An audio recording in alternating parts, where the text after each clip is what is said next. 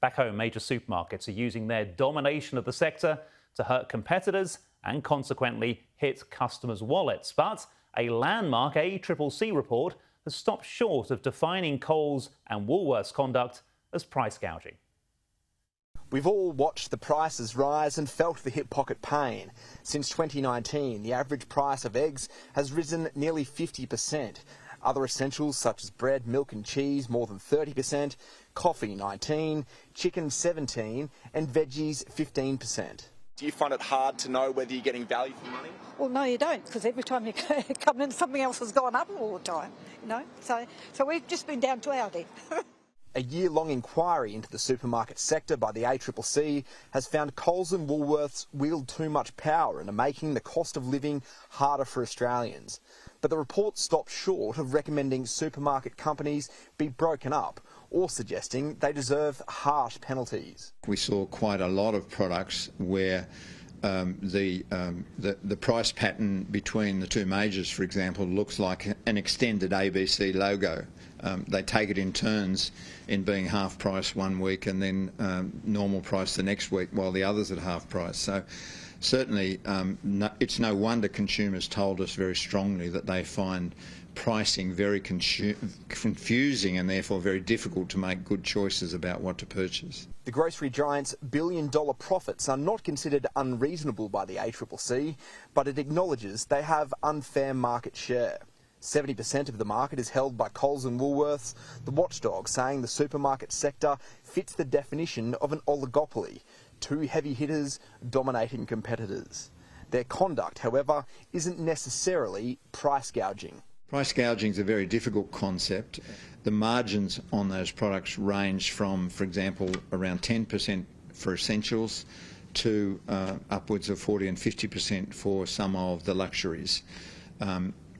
But they change on a weekly basis as well. So actually drawing a line on whether or not prices are excessive or not is very difficult, and that's why we had a good close look at the profitability numbers, because that tells you something about the overall margins that the retailers are able to extract. The government is now considering the recommendations and says some measures have already been implemented. A $3 million education campaign has also been announced to help farmers and suppliers deal with and stand up to the major supermarkets. The opposition says the crackdown on Coles and Woolworths needs to be stronger. So we've made the Food and Grocery Code mandatory. We've empowered and funded the ACCC to apply more scrutiny. We're working with the states on planning and zoning to make it easier for new competitors to enter the market. We're funding choice. We're doing a whole bunch of things. And I think it's long past that we have to start, that we make excuses for these supermarkets.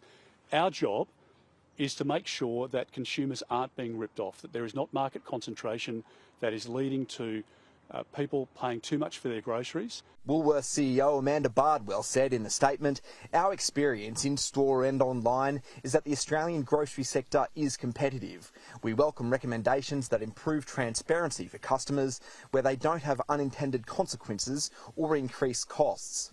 Coles' statement said, "Grocery price increases during the past 5 years are significantly impacted by the rising cost of doing business.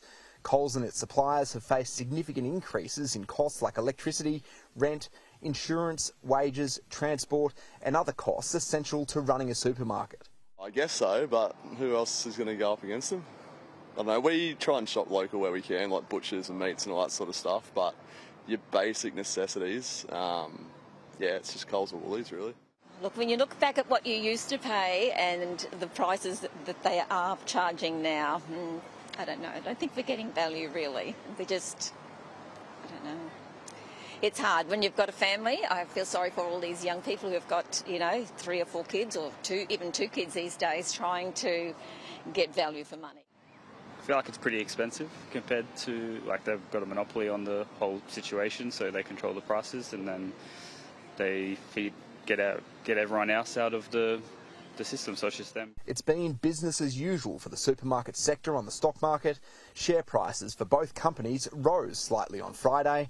One certainty is that cost of living and supermarket wars will be part of the political war as the federal election approaches. Unless there is a consequence for doing the wrong thing, then it's business as usual for these big supermarkets. They don't fear Anthony Albanese. In fact, it looks as though they control Anthony Albanese. In Brisbane, Harry Clark, Sky News.